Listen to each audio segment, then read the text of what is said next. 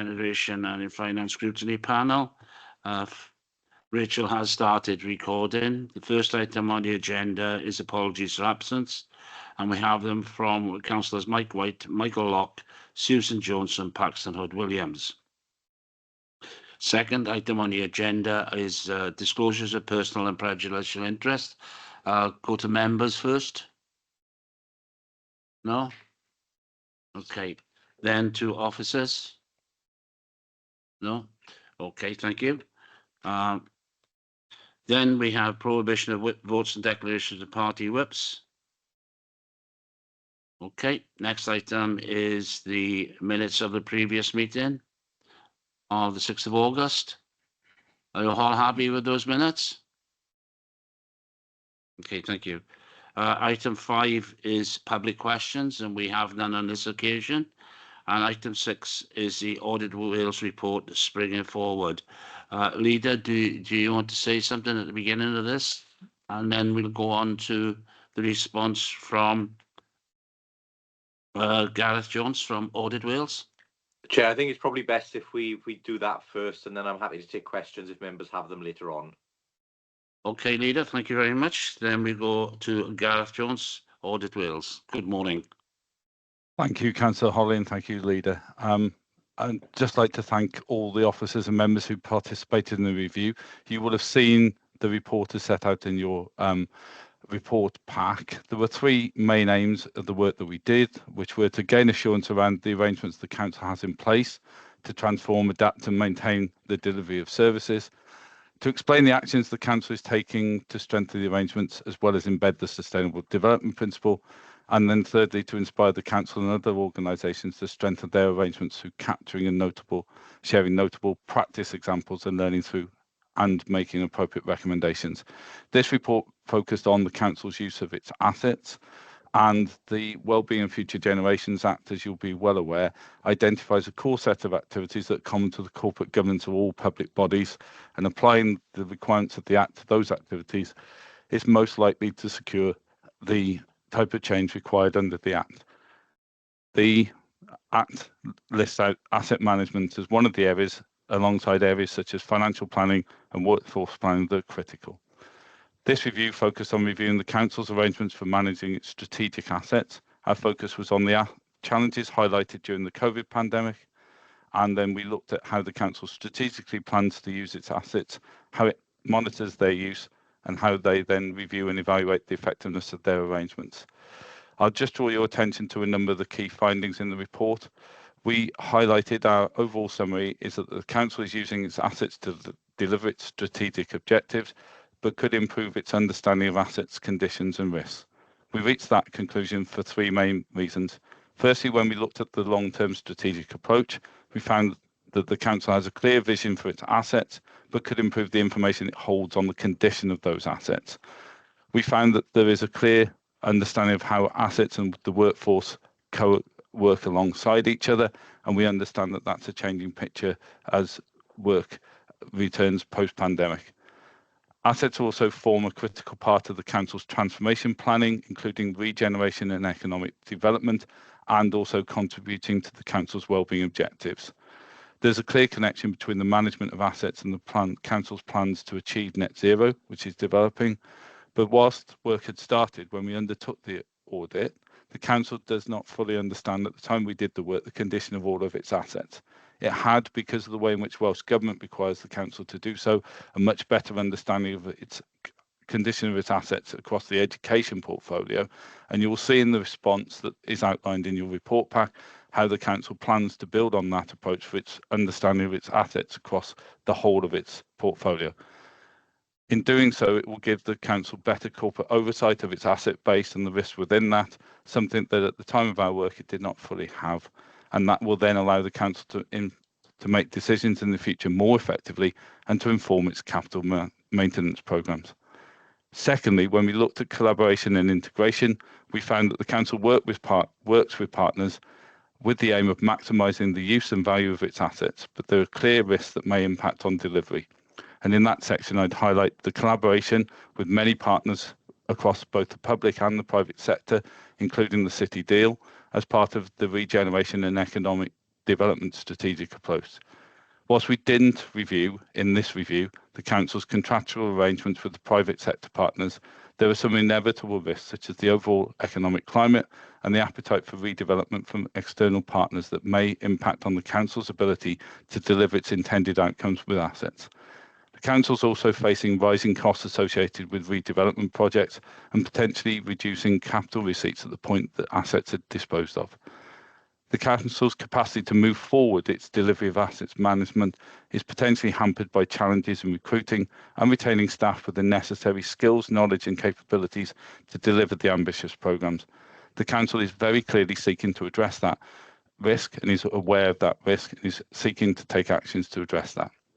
Thirdly, when looking at monitoring and understanding performance, we found at the time of our audit that the Council doesn't have effective monitoring arrangements that cover the breadth of its asset management activities and to enable it to evaluate overall performance. Whilst the Council does report regularly on some of its asset management activities, particularly those that relate to economic regeneration, transformation and capital maintenance spending, there remains scope to monitor its overall approach to assets more effectively.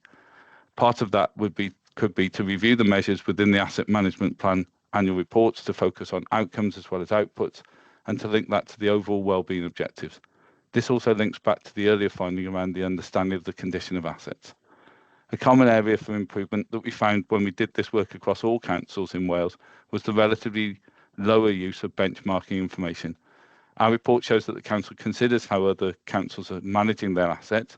However, there remain opportunities, we feel, to use benchmarking information to help identify potential areas for improvement, reduce risks, and understand how efficiently and effectively other councils have achieved their outputs.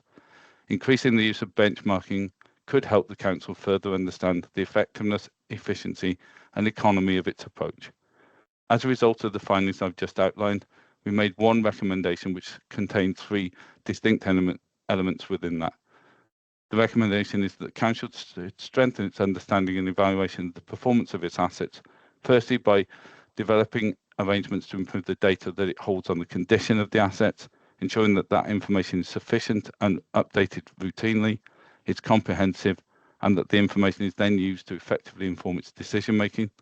The second part was ensuring effective monitoring arrangements that cover the breadth of its asset management activities.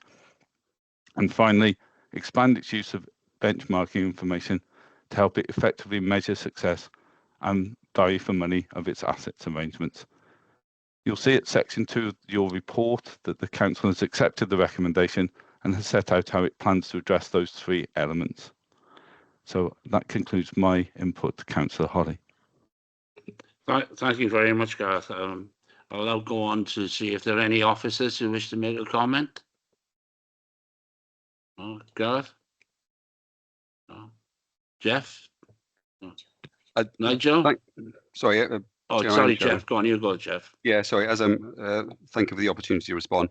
First of all, thank you, Gareth, for his very complete and thorough report. It took a while, and there was a fair amount of conversations around the extent of our asset management activity. And as you can see, our response is beyond just thanking Gareth and his colleagues for their support, is around the two specific recommendations. And if I pick up mine and then perhaps suggest Nigel picks up his, that might be a useful way to proceed. I've been with the authority since 1991, and in particular on wider asset management activity since 1996. And the whole debate around benchmarking performance indicators has been a circular one for pretty much all that period of time. I was chair of the National Association of Chief State Surveyors for a couple of years, and I'm still very much heavily involved in that forum, and that's where we discuss wider issues around benchmarking and PIs and the like. When I first started, it was a regular topic of conversation, and we never really got anywhere, primarily because no two authorities are the same. We all have different structures, we all have different, rural or urban authorities. We do have a similarity clearly with those along the South Wales corridor. But we have different asset bases, different structures, and different challenges. So it's always been incredibly difficult to come up with a consistent form of benchmarking across all authorities. We do have a lot of wider discussion about all sorts of matters, which can be a little bit more fluid, but that's our way of ensuring we're all doing and what we think we can do for the better management of our wider portfolios. We had a conversation with Data Unit Wales probably about 2-3 years ago when they came to us and said, can you as a group, as a forum, and I think I was chair at the time, come up with a standard format of benchmarking? And we got absolutely nowhere because no one could come up with a consistent approach. And I think there are occasions when they are enforced upon us, but they don't. They're just things you can measure that don't actually adequately cover performance. So it's not through want of trying, it's just proved incredibly difficult, and we've just all managed to sort of stumble along just using local PIs to establish how well we perform. Things like, density of accommodation for offices. That's now changed because that's not how we manage our portfolios. We don't manage office accommodation based on square meterage. It's all done in need, and we've all established the fact that we can reduce our office spaces considerably, which we've done, for those of you in Swansea will be aware, quite successfully over the last few years. I think it's a case of continuing to do what we possibly can do with limited resource. We're doing a fair amount to try and ensure that our understanding of the service needs are properly embedded in service planning, as opposed to having a standalone process alongside with service asset management plans. We tried that for a few years. It took a huge amount of time and effort and support from my team. We've now lost that member of staff, so we don't have a dedicated member of staff to undertake that.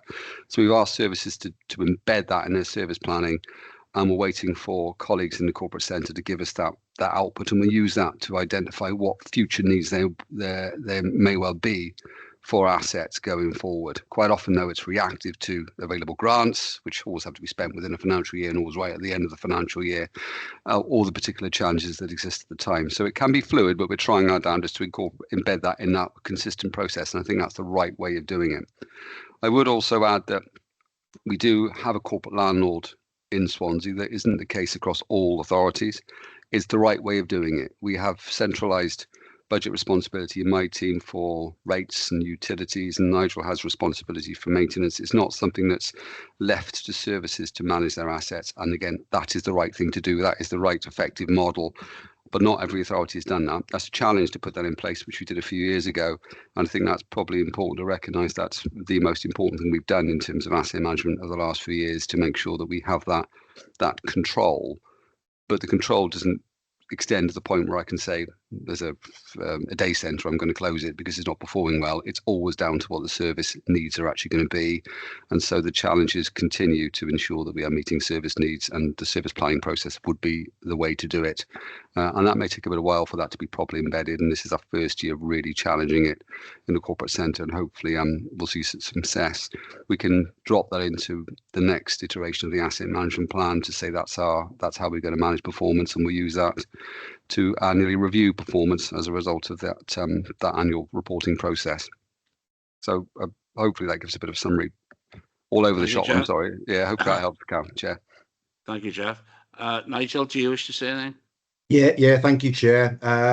Again, thank you to Gareth and his colleagues for the audit, which we found very beneficial within Midland Services, because it meant we had to look inward to what we were actually doing and how we're delivering on the capital maintenance programme. There's healthy discussions and debate with colleagues from Welsh Audit. And as Jeff has alluded to, the difference in Swansea is that our employees work on all of our buildings. Within Building Services, we've got over 720 employees. We've got a dedicated team that looks after our schools and public buildings, and a dedicated manager and foreman who then feed back to the project surveyors. We've got 2 project surveyors who are dedicated to education buildings, and then there's 3 that are dedicated to other building social services, public conveniences, etc. So we have a wealth of knowledge internally in relation to our buildings, and that does go to educate what we put into our capital maintenance programme every year. As Rob and Andrea know, we get approval from them each year in relation to the work that we propose to do from the money that we get from Welsh Government and from the Council itself. And that covers the full remit of all buildings that we have within the authority. It's not just education, it is public conveniences, social services buildings, community centres, etc. So we haven't had any business continuity failures that I'm aware of in the 7 years that I've been the head of service. And that's because we do have historical information in relation to the buildings. We know where the problems are. our trade employees will come back. If somebody reports a roof leak, they will advise the manager in relation to condition of that roof and if we need to invest in it within the short to medium term. And that is then put forward then onto our future programme for capital maintenance. That said, obviously, Welsh Government introduced new methodology in 2018. So all authorities in Wales were providing exactly the same condition surveys. So they weren't on different formats. That has worked very well. We're going to adopt that for our other buildings. And pleased to advise that from this year, we're starting a 5-year programme of carrying out condition surveys to all of our buildings. So we will have that information to hand should anybody ever ask for it. That will obviously go towards educating our future capital maintenance budget, where the demands are and where there's a requirement for investment in any particular building over that 5-year period. So from that point of view, the audit has proven to be very beneficial. The audits will be starting this month. We had a slight delay. We had an extra £1.7 million from Welsh Government on the day that schools broke up. So the team have been working on that, unfortunately, to make sure we can spend that money in year. But as soon as that is completed, we will start those condition surveys. And as I say, that will be done over a 5-year period. And then we'll have up-to-date information for all of our buildings. And that will be on a rota basis. So they'll be updated every 5 years. So from building services point of view, it's a very beneficial audit. And again, we thank Gareth and his colleagues for their advice and for the discussions that we had, which were beneficial. Thank you very much, Nigel. Do any leader or?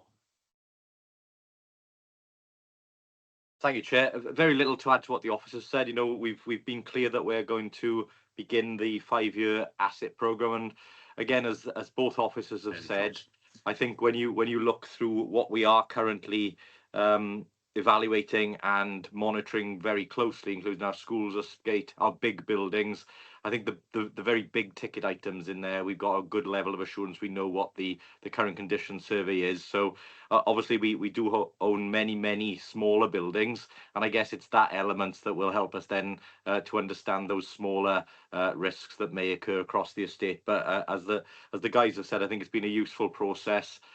There's always ways you can improve. I think we've got a really good process at the moment, as Jeff has said, in terms of embedded in service management and service ownership. But bringing that information together to have that holistic position across the one council will be useful going forward. Thank you, Leader. Councillor Lewis? Deputy Leader? Yeah, thank you, Chair. Nothing much more to add other than to echo Nigel's comments around the fact that it's been a positive process and actually enabled us to improve our internal processes. So it's all very positive, and look forward to working with Nigel on the 5-year review. So my thanks to Gareth for the report. All it can do is help us improve going forward. Thank you. Members, Councillor Peter Black? Yeah, thank you, Chair. I think first note that first up, there are some positive things in this report, which show the council is doing some good things as well. It's not just about the condition, but also in terms of how we manage the assets. So I want to acknowledge that. Nigel just said that they haven't yet started the 5-year rolling programme. So does that mean that the completion date of March 2029 may well slip already because you're halfway through the commencement year? Just to answer that, Councillor, we always do the condition surveys in the latter part, the last 2 quarters of the year. Only reason being is we get approval in March for the capital maintenance programme. Majority of that work, certainly for schools, has to be completed during the summer holidays. That is now completed. So the team that does the surveys have now completed that work over the 6-week holiday period, and they will be then moving on to do these surveys in the schools and other buildings over the coming 6 months. So this is how it will run each year. The surveys will start in October. It's how we do our education portfolio every year. So there won't be any delays, and the number of buildings that we've got to do this year will be completed. Okay, thank you. I mean, and obviously you have the worst weather in the last 2 quarters, so you get to see any defects more starkly, I would imagine, as well. The district auditors estimate as region, says it's a backlog of about £211 million in terms of maintenance of our corporate buildings. Are you anticipating? I mean, you obviously think you've got quite good knowledge anyway. Are you anticipating that be increasing massively once you start proper surveys, or are you confident that that's roughly about right? We envisage that to be about right. I mentioned the Welsh Government methodology earlier. Those of you who will have seen the reports pre-2018 will have seen that the backlog maintenance figures were extremely high, and then they dropped in 1 year. The reason being the new methodology looks at the here and now rather than planning ahead for the next 5 to 10 years. Historically, when we did our condition surveys, we would include if a roof needed to be replaced within the next 3 to 5 years, that would be included. If rewiring needed to be done within 7 years, that would also be included. The Welsh methodology is more like a car MOT. It passes today, so it's a pass. So it doesn't look at what may be needed in the future. It looks at the here and now, the issues that we do have, but obviously we have got our own records of what we need to do, and any issues that we know are on the horizon that we need to prepare for. So it's slightly different to what we did historically, but the figures are probably there or thereabouts. Obviously, once we've done these condition surveys, we'll have a far better idea and more accuracy in relation to the figures that we are quoting.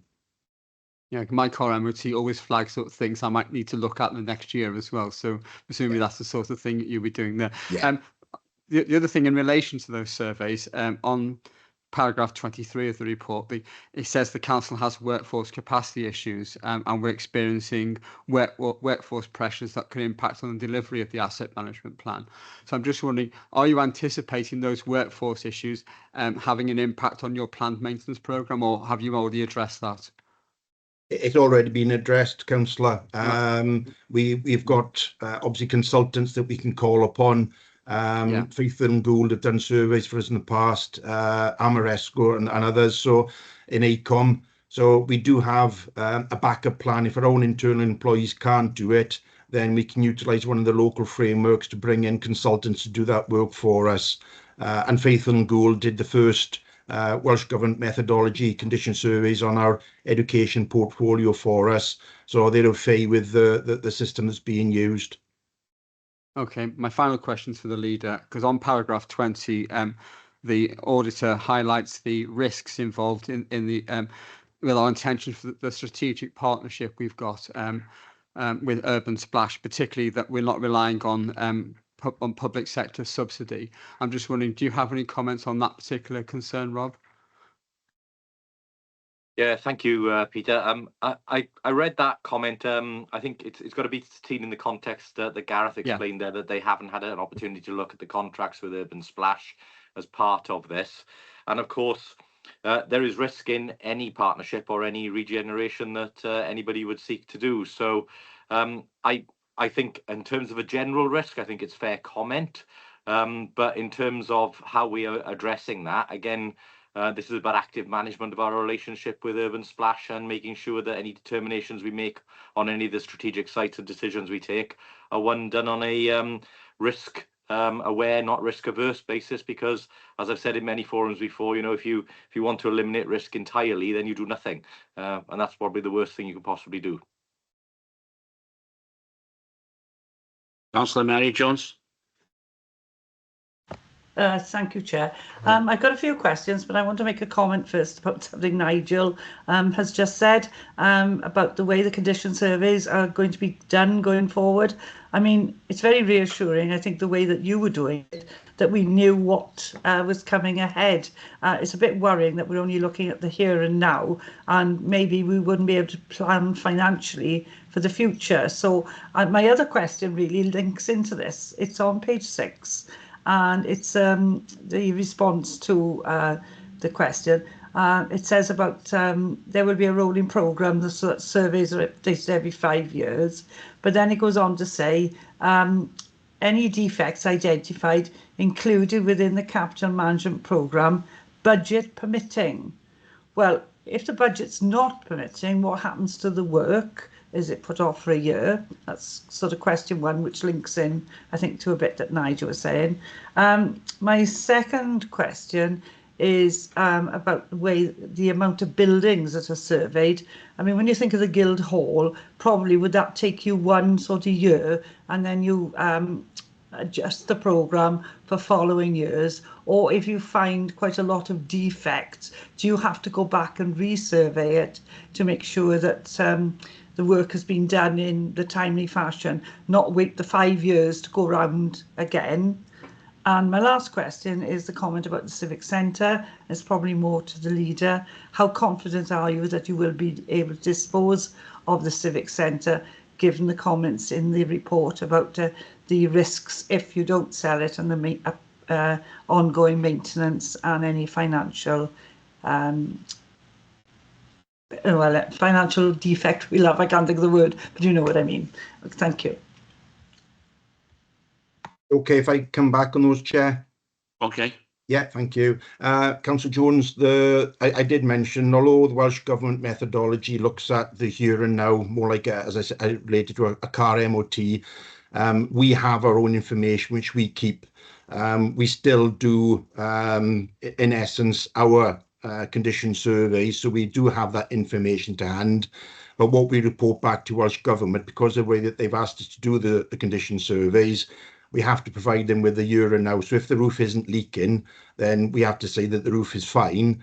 However, our project surveyor will look at it and say, I know that we need to replace that roof within the next 3 years. It may be nail sick, or there could be some signs of some water ingress showing, which haven't come through actually into classrooms, etc. So we do the full investigation and survey to make sure we've got a comprehensive list of future requirements. But what we report back to Welsh Government is the here and now, which is the way that they've asked us to do that survey. In relation to the Guildhall, as most of you will be aware, my team are down there on a weekly basis, carrying out some form of maintenance, normally to the roof or other areas. But we've allocated 3 weeks for the surveyor to do the condition survey of the Guildhall. Obviously, we do have a lot of knowledge of what has gone on in the past in relation to maintenance, but it's a 3-week allocation for the larger type buildings, and then there's an allocation obviously for the M&E team, and it's a week for each of them to go down. But obviously we do the servicing of the boilers, etc., so we know the condition that they are in. Our commercial engineers feed that back, and obviously we do the electrical testing, so we've got that feedback which will tell us, you know, if it's needing a rewire or whatever, or any condition of the lighting. So we do have that information to hand, but we make allowances. Obviously the larger buildings are going to take a lot longer, and then your public conveniences, we could probably do those within an hour or so. So we're setting up that programme so they all will be done over that 5-year period. Thank you, Nigel. Leader, do you want to make any comment about the Civic Centre? Yeah, happy to do that. I think, look, again, looking at the comment, I don't think it's an unreasonable one to say that there is a potential for, as you move from one use of a building to another use of a building, you have that transition period, for there to be the potential of a period when the building could remain empty and be a cost to the taxpayer without having a use. That is exactly where the planning and resource effort is going at the moment in terms of the discussions with Urban Splash. As you'll appreciate, they can't take full use of that building and full control of that building until we have moved our staff and the other government departments that are currently based in the Civic Centre to a new location, and we propose to move them into the core city centre where they'll have more economic impact. It's then about making sure that Urban Splash can take over the repurposing of parts of the Civic Centre in a managed way and start to reconfigure that and bring in new tenants for the Civic Centre. And that's the planning that's going on at the moment to try and minimise the gap in terms of that transition to them managing that building on our behalf rather than us being direct tenants or owners of the building. Thank you, Leader. Sorry, Councillor Jones? Sorry, I didn't have the answer to the bit about the budget permitting. And what happens if the budget isn't permitting? What happens to the actual programme and whatever the building is that needs doing? It's on page 6. Yeah, is it okay if I answer that one, Chair? Yeah, fine. Yeah, thank you. Councillor Jones, sorry, I did mean to respond to that one as well. Similar incidents happened this year where the budget that we receive from Welsh Government is normally about 3.7 million. Unfortunately, we didn't receive anything until June the 30th this year. I mentioned it earlier, they give us 1.75 million very late in the year. Extremely difficult to try and organise work. As you can appreciate, we've got to go out to tender. That's normally a 3-month period by the time we go out to tender and evaluate and award. So what we've had to do is look at contracts that are in progress or are multi-phased, and increase the work that we are doing on those projects in year, because the money has to be spent by the end of March. So we've got a very short window where we can get that money spent. Obviously, the last thing we want to do is lose it or give that money back. So we've prepared the capital maintenance report, which is going out for approvals this week. I think it went out yesterday. And we will increase, obviously, the work that we are originally planned to do this year. The capital maintenance budget obviously is prioritised, and we do look at what we need to do to ensure business continuity for all of our buildings. And unfortunately, if the budget isn't there, then we do have to put some projects back to the following year. As I said, that hasn't caused any issues. And we do have an emergency pot, which we put in every year, so that should we have an instance where something deteriorates beyond what we thought it would, then we do have a backup plan that we can call upon those funds. And obviously, there's Ben Smith as well. The last thing we want is business continuity failure in any of our buildings. So if we did need to call centrally for any additional funds for an emergency situation, I'm sure that would be made available. Case in point, Bishopston Hall last year, we had the emergency budget, which allowed us to cover the work that needed to be done. So there are always backup plans in place. We don't leave ourselves threadbare for those just in case incidents, but we do on occasions have to put projects back, and we discussed that with the leader and deputy leader last year. It's disappointing that we had the late announcement of the capital fund in Welsh Government, but we're trying to make sure that we spend it as best we can. Thank you. Okay. Councillor Jeff Jones. You're on mute, Councillor Jones. Yeah, thank you, Chair. I did raise my hand, but I've actually taken it back down because Councillor Jones and Black have asked the questions, and I don't want to go over things again. Thank you. Okay, thank you very much. Are there any other members? No.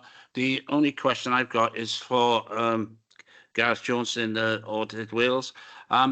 Having read through your report, it's quite clear that there are systems in place and what have you, but you don't give any examples of what you were saying is what we should be doing or how we should be doing certain things. And I was wondering if you had any examples. The other one then is also about benchmarking. I take what Mr. Jeff Bacon has said about each authority has a very different asset base. And of course, the Welsh Government is saying about the schools programme. You can understand that because they want a bit of uniformity when they are giving out money for capital projects. So going back to what I've said is, is there a method of benchmarking that you want to look at? That you, the Welsh Audit Office, are saying should be in place? And the other question is, have you any examples? One of the things, like you said, the council does not have an effective monitoring arrangements. You've gone through that, but I have to say you don't give any examples, like say a building or a method study or something of that nature. Thank you, Councillor Holly. I think the officers have responded around the benchmarking issue and explained the complexities of the challenges of benchmarking. And we know through the correspondence that we've had, because this report has had a number of iterations across Wales, we know that there are ongoing conversations between officers across councils around some of the complexities of the benchmarking, so that if there are elements of the benchmarking data that can be used purposefully and usefully, and officer time is obviously finite, if there are useful benchmarks that can then help the officers and therefore elected members to make decisions, then that's what we would encourage them to do. That we know those discussions are ongoing. In terms of what the council should be doing and how it should be doing, obviously as auditors we can't direct how an individual organisation should be doing something. We will say there may be weaknesses in the monitoring arrangements, but it's for the council to look at the current arrangements and look at what our audit findings are and think about how it can then strengthen those arrangements. But some of the work that we do through our good practice exchange, but we also know through the work that the officer working groups do have, is those conversations do happen between officers. They do compare and contrast their approaches and their arrangements. We know that happens on a regular basis, and it's actually about the officers and elected members being able to make those decisions for yourselves, because we can identify what may not be in place. We do try and bring that together in good practice events that do come together around that, but also we don't want to duplicate the work that those working groups that Jeff referred to earlier around the good practice and others do that. So we won't come in and talk to you about how. We might talk to you about what needs to change, but the how has to be determined locally. So we will do that. And obviously, if there are some things, Jeff and Nigel and others know that we're available to contact, we will provide that. We can provide some of those directions to others who've got effective monitoring arrangements. We can have those conversations, and we do have those conversations as we clear the reports and we do the work that we do during our audit. So whilst it may not be specified in the report, we have had some of those conversations, and we will continue to do so with the council as we do our other audits. Thank you for that, Garth, but it still doesn't answer the question, I don't think. And that is, you say in your report about benchmarking, surely you should be saying more about local benchmarking as opposed to a national scheme as you got with education. So I would have thought, listening to what you're saying and what Mr. Jeff Bacon is saying, is it's local benchmarking which is far more important and one that should be looked at. I can see that Jeff would like to come in. I think from what Jeff has said previously, the challenges within the asset world of being able to compare like with like is really, really complex. So I think I would probably hand over to Jeff at this point, but I think actually the point that we are looking at is having some local benchmarks would actually be useful, but I'll let Jeff respond in full, if that's okay. Is that okay, Jeff? Okay, thank you, Jeff. Just to sort of follow on from Gareth's point, I think the worst thing that could ever possibly happen, and this was attempted a few years ago, is if there's an imposition of benchmarking and PIs, because it'd be a waste of resource, because as I say, you're not comparing apples with apples. Our annual service plan contains a fair tranche of outputs and performance indicators against the activity that the property services team undertake, and that's something that could be shared, and that will set out exactly the local PIs that we do actually collect. But I'll give you a couple of examples. One is capital receipts. Every year we identify what our expected capital receipts are year on year. If you say, for the sake of argument, we had £2 million in for 25-26, that's just to ensure that we achieve the capital receipts that are expected that will inform the capital programme. If you achieve £4 million, it doesn't mean to say you perform particularly well. It just so happens there are you have performed well, but it just so happens there are certain things that fell in during the course of that year. Similarly, if you achieve £1.5 million, that wouldn't necessarily be a poor performance, because you could spend a huge amount of time and effort to get the point of achieving even that expectation of receipt, even though it's actually underperformed. The other one that's probably quite important, is very important from a local level, is the level of debt you get for our investment portfolio. Swansea has the largest investment portfolio of any authority across Wales, where we have in excess of £8 million a year of rental income we achieve and we collect from our investment portfolio. We have a PI that says we're trying to keep our level of debt below 10%. It was way below that prior to the pandemic. Obviously, there's still a bit of catching up to be done, and lots of our commercial tenants struggled over the pandemic, and we had payment plans and the like in place, and there's still a fair amount of recovery that's still to be done. But we are way below that. We're sort of 8.5% or there or thereabouts. So that's a useful indicator for us to make sure we're keeping that level of debt to as low as it possibly can be. But the reality is our eventual final collection rate is 99.something%, because we will always get that level of debt and we'll always charge interest where we can, because we have that security and protection and the assets that we are letting out. So that's the sort of thing that's helpful from a local perspective to ensure that everyone understands what we're doing to generate as much income as we can. But it wouldn't be any point in us comparing ourselves to possibly to Cardiff, but they have a much smaller estate, or to Carmarthen or Ceredigion or whatever it is. It's very difficult to have that straight comparison, and there's little or no point comparing to other authorities on the other side of the border. So we are constrained in terms of how we compare to other authorities and properly benchmark. But from a local PI perspective, that's what we've concentrated on. That's the better way of doing it to ensure we are doing what we're saying we're setting out in the service plan. But there's a tranche of PIs, as I say, in the service plan that probably will be informative to scrutiny. I presume everyone can see our service plan, can they? They must be available online. If not, I'll share it. Yeah, we do see the asset management plan, and we do. No, see sorry, Chair, it's a different thing. Yeah, the asset management plan is the strategic paper for. But we also look through the budget, and in the budget is where what the return is you have on the investment portfolio. Okay.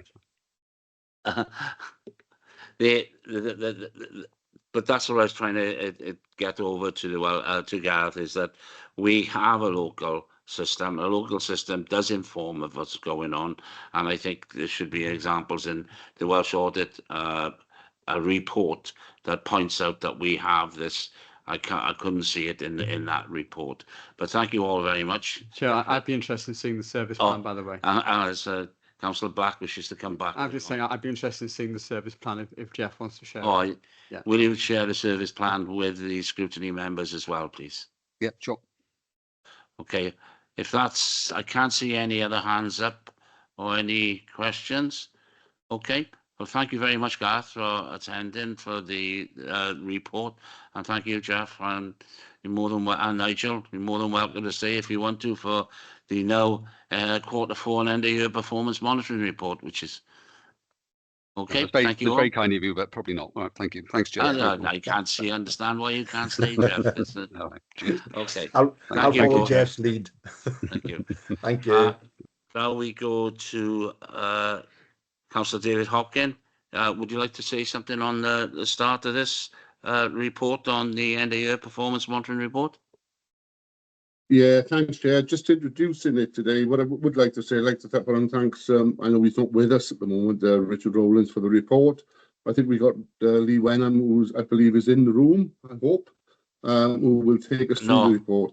No, we've got Susie Richards. Susie Richards is actually doing it. Pardon?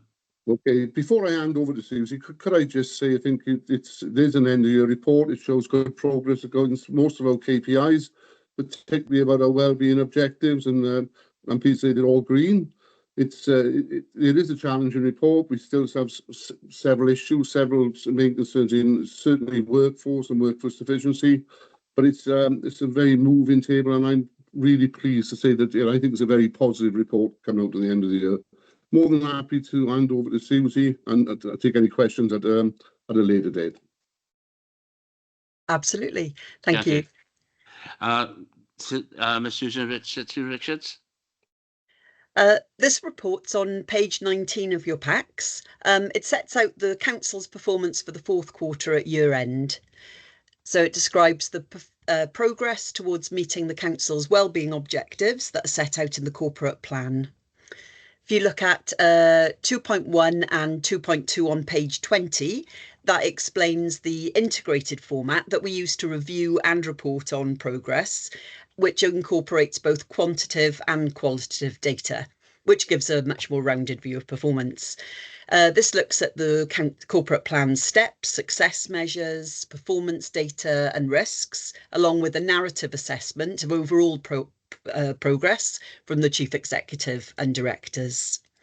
If you'd like to turn to the report in Appendix A on page 25, the page numbers are on the side to the left. The format of the report opens with an overall assessment, which is provided by the Chief Executive.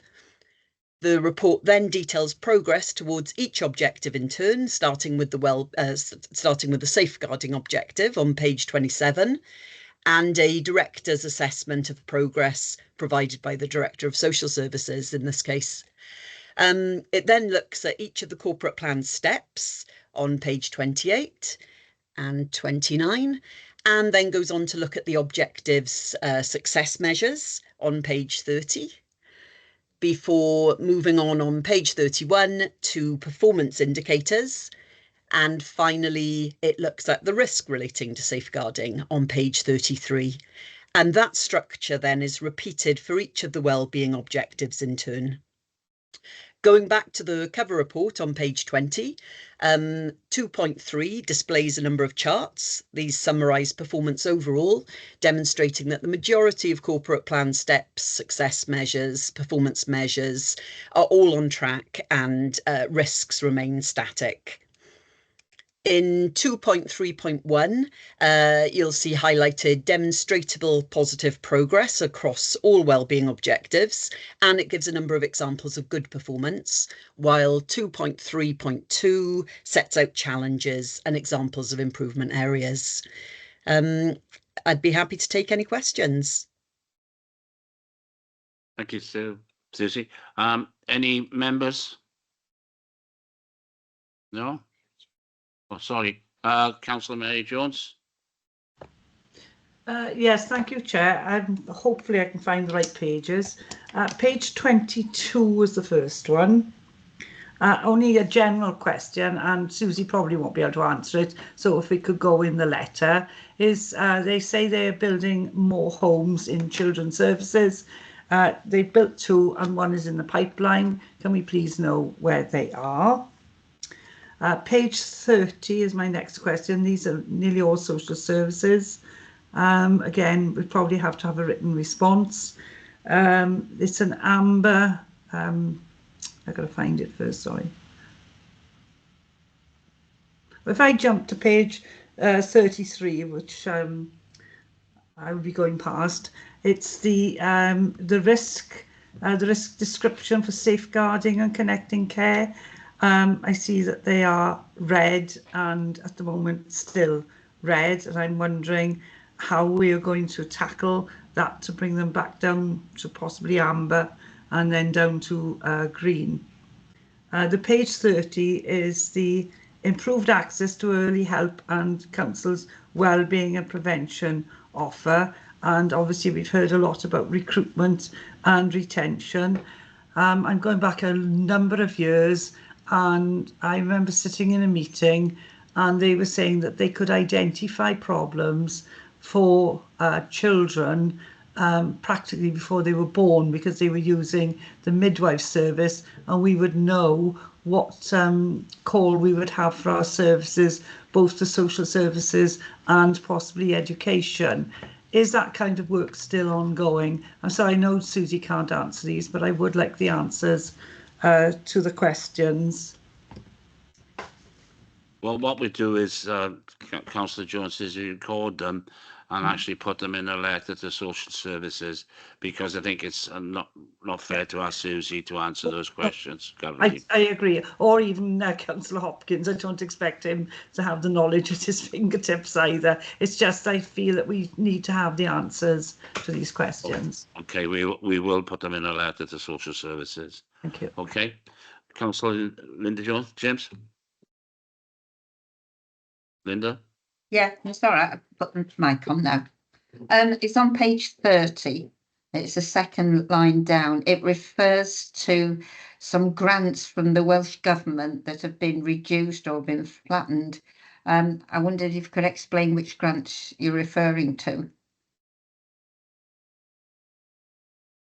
I think again, Susie, I don't think you can answer that. We'll have to put that in a letter as well. I think a lot of these specific questions that we ask, we will have to put them into letters to the individual departments to get answers from them. Okay. I've got Councillor Peter Black next, and then Councillor Jeff Jones. Yeah, thank you, Chair. I've got questions for your letter to social services as well. On which page is which now? I can't make it out. Page 33 of the agenda, which I think is page 31 of the report. So basically, you've got three red things there. Care and support plans are only 41.7% against a target of 60%. Percentage of visits to children on the CPR which are not overdue, that's just under 75% compared to a target of 90%. And the number of young people supported by the early help hubs isn't that far off the target of 1,000 actually. So could we add questions on those as to why well, not so why, because I think we all understand there are huge amounts of pressures on social services, but what action is being taken to try to get those up to target, because clearly when you have risks like affecting children in particular, you need to be right on top of your game. Okay, again, we will write specifically to the department on that. Councillor Jeff Jones. Yeah, I'm not sure if Susie can actually answer this. In the last report, I didn't bring it up, but there was a stream really running through it with regards to staff sufficiency. It's actually mentioned again here in social services, and I think it was HR to do with the 2030 project, for the zero target. What's the problem actually is it a problem particular to the local authority? Why aren't we attracting people to actually fill the posts, and are the posts to be filled? I don't know if you can answer that, Susie. I have some doubts, but you can have a go. Yeah, those service-related questions are best answered by colleagues in those services, I think, at that detail. Okay, we will do that in a second.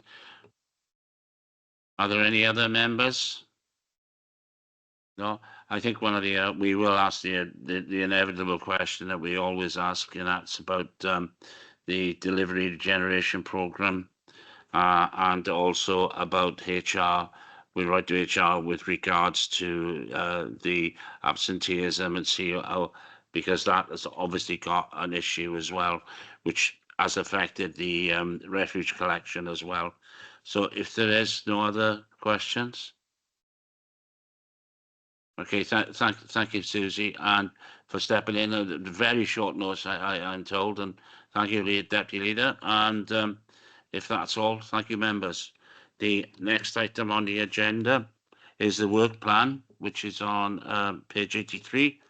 And if anybody has any comments about that, just to let you know, we will be writing to the Chief Executive and to the department heads with regards that we think this time has come for us to do a scrutiny on Freedom Leisure, who operate our leisure centres, because of the fact that we have had no scrutiny on them for some years.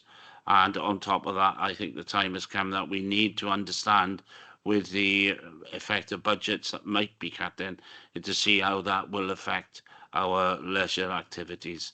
Okay, if that's all, can I thank you all very much for your attendance, and the next meeting is on the 8th of October. Thank you. Thanks. Thank you, bye.